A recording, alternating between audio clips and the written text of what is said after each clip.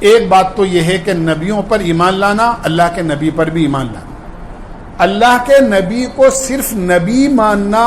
اتنی بات نہیں ہے، بلکہ اللہ کے نبی کو نبی مانتے ہوئے آخری نبی ماننا یہ بھی ضروری اور فرض ہے. یہ کہ آپ نبی ہیں، رسول ہیں، لیکن آخری نبی ہیں، خاتم النبیین ہیں آپ.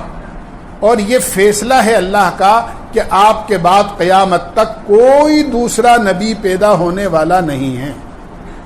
یہ میں اس لیے عرض کر رہا ہوں کہ جیسے جیسے قیامت قریب آئے گی دنیا کے اندر باطل اور فتنے نمودار ہوں گے. اللہ کے نبی کے انتقال اور آپ کے دنیا سے پردہ فرمانے کے بعد، آپ کی وفات کے بعد فوری طور پر کئی لوگوں نے نبوت کا دعویٰ کیا، جیسے مسیلمہ کذاب ہے، اسود عنسی ہے. اس طرح کے لوگوں نے نبوت کے دعوے کیے اور بڑے بڑے صحابہ نے ان کا مقابلہ کیا اور بڑے پڑھے لکھے صحابہ کی جماعت کو شہید ہونا پڑا ان سے مقابلے کے لیے، اس عقیدے کو بچانے کے خاطر کہ اللہ کے نبی خاتم النبیین ہیں، آپ کے بعد جو نبوت کا دعویٰ کرے گا وہ سراسر جھوٹا ہے.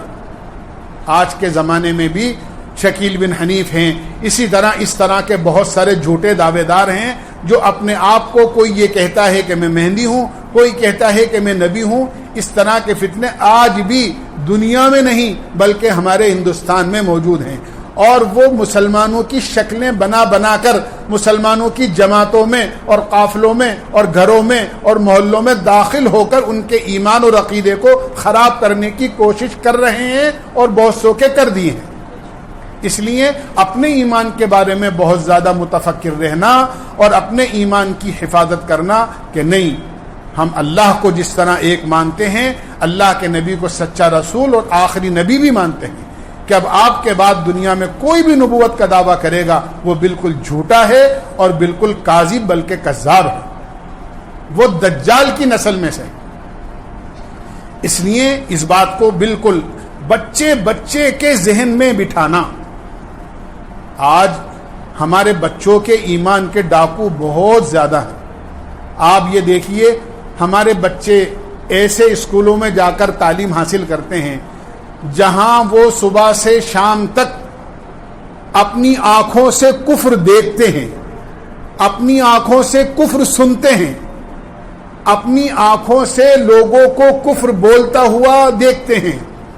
اور سارے کے سارے اعمال اور حرکتیں ان کے سامنے کفریہ سامنے آتی ہیں. اگر ہم نے اپنے بچوں کے ایمان کی اور ان کے عقیدے کی فکر اپنے گھر میں آنے کے بعد نہیں کی تو یاد رکھیے ہمارے بچوں کا کیا حال بنے گا اور ان کے ایمان کا کیسے دیوالیہ نکلے گا. ہمارے پاس کوئی انٹرلیٹ ہی نہیں ہے اس کے علاوہ کہ صاحب ہمارے پاس کوئی ایسے اسکول ہوتے اور ایسے ادارے ہوتے جس میں ہم اپنے بچوں کو پڑھاتے کہ ہمارے بچوں کا ایمان محفوظ رہتا.